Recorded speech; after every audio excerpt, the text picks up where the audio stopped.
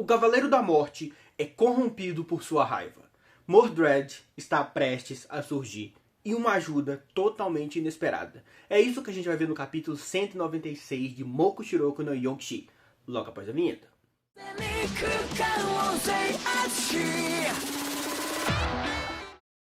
O capítulo se inicia com Diodoro apavorado com a informação que recebeu, se perguntando como não havia notado antes pelos cabelos verdes como as asas de um pássaro. Percival confirma e diz ser uns cavaleiros da profecia que irá mandar Ironside e Camelot para o esquecimento. Os dois irmãos se encaram com ódio, até que Diodoro começa a rir e dizendo que agora aquilo não importa mais, já que ele não dá a mínima para o futuro de Camelot, mas que isso acabou irritando. Então ele promete que após humilhar Percival em frente ao público no dia seguinte, ele irá alinhar a cabeça de todos os seus companheiros ao seu redor, dizendo que será extremamente divertido. Ele se afasta rindo enquanto Percival se perde em seu completo ódio, encarando com frieza e amargura para seu irmão, prometendo ali que ele seria o único a morrer no dia seguinte. A gente vê isso aqui, né, o quanto que o Nakaba resolveu focar muito bem na forma como o Percival tá entrando nesse lado sombrio dele, né. Ele mencionou que ao longo do tempo ele ia se tornar mais agressivo, ele ia se tornar mais sombrio, e realmente essa era a forma mais óbvia que isso ia acontecer, né. A forma como o Diodoro tá ali tentando machucar a Anne, quase matou o Naziens, ele vai acabar se entregando cada vez mais pra raiva, principalmente porque o Diodoro tá levando isso como se fosse uma brincadeira. Pra ele só tá zombando do Percival e mostrando esse lado mais agressivo do Cavaleiro da Morte, né? Possivelmente o lado, principalmente, que Camelot vai conhecer ao final dessa história.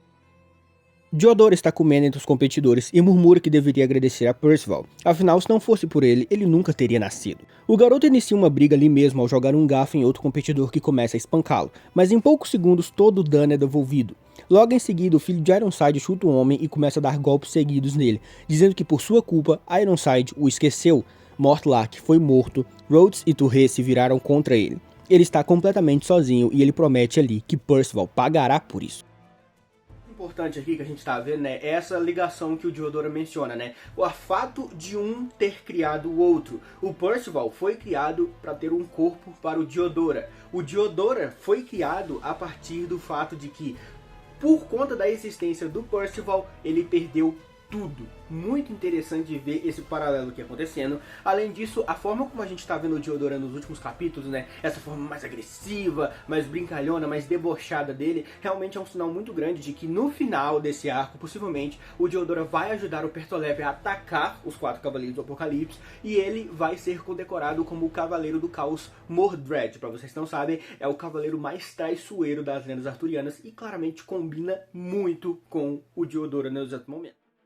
Percival volta saltitante para perto de seus amigos como se nada houvesse acontecido.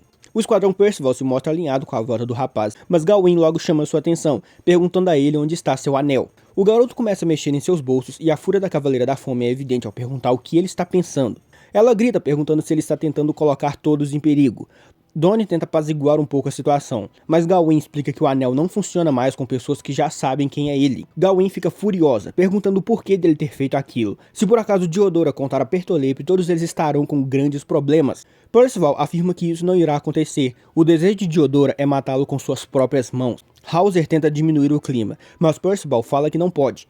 Por um pequeno deslize, Anne e Naziens poderiam estar mortos, e que o motivo de ter voltado após tanto tempo é porque queria protegê-los, e é por isso que se alguém estiver tentando matar um deles, ele não vai tolerar isso. Afinal, não foi isso que Lancelot havia dito? Se você está pronto para matar alguém, você também tem que estar pronto para ser morto. Donnie se aproxima de Percival, dizendo que aquele não é ele, e o garoto se afasta, perguntando como ele sabe disso. Como um humano poderia entender um espírito da vida?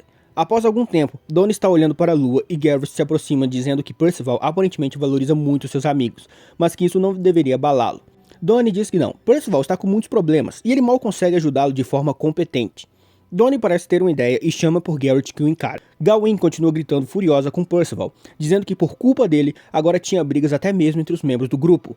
Tristan tenta entrar no meio da conversa para controlar a briga, dizendo que os Cavaleiros da Profecia devem se manter unidos. Mas Percival e Gawain o encaram dizendo que ele não podia falar nada, já que acabou sendo pego por uma lavagem cerebral. O Cavaleiro da Morte fica para baixo e uma nova voz se faz presente no ambiente. Essa pessoa diz que era até curioso poder ver Percival cercado de tantos amigos. Anne e Naziens olham para o homem e veem nele um capacete muito familiar com o emblema de estrela dupla de leões. Finalmente temos a visão de quem era aquele. Balges, o avô de Percival, reaparece em Alfin e suas palavras são as melhores possíveis para o garoto. Você com certeza cresceu, Percival. Finalizando o capítulo. E aí a gente tem esse capítulo muito bem, né, muito bem feito aqui, a gente vendo o Tristan tentando manter as coisas mais equilibradas, né, mas todo mundo jogando na cara dele que ele passou pela lavagem cerebral, a forma como o Percival tá totalmente irritado, a forma como o Donnie e o Garrett estão se tornando uma dupla até que interessante aqui na história, né, porque realmente com a entrada do Garrett na equipe do Percival, tem agora essas duas duplas, né, Donnie e Garrett e Annie e Nazis, que entra na dupla dos amantes do Percival, né, mas é legal vendo que o Donnie pensou realmente numa solução que faz total sentido. Se o Percival tem que escutar a voz da razão, essa voz tem que vir de alguém que ele se importa, alguém que ele ama, é alguém que ele perdeu, que é o Balges, né? O avô dele que morreu no início da história para proteger o Percival. Muito inteligente mostrar isso aqui, muito legal. Eu quero muito ver o que o Nakaba tá planejando para ter a conversa dos dois, e é muito fofo ver o quanto que o Percival deve ter uma conversa bem emocional com o avô dele no próximo capítulo. Se inscrevam aí, deixem seu like, comenta pra mim o que você achou desse capítulo do mangá. Eu achei bem legal, um capítulo mais sentimental, né? Não é tanto de luta, mas no próximo capítulo, logo a gente vai estar começando as lutas, né? E eu acho que o torneio não vai muito mais longe, né? Alguma coisa vai acontecer, ainda mais agora que o Percival retirou aquele anel da mão dele. Até a próxima, tchau!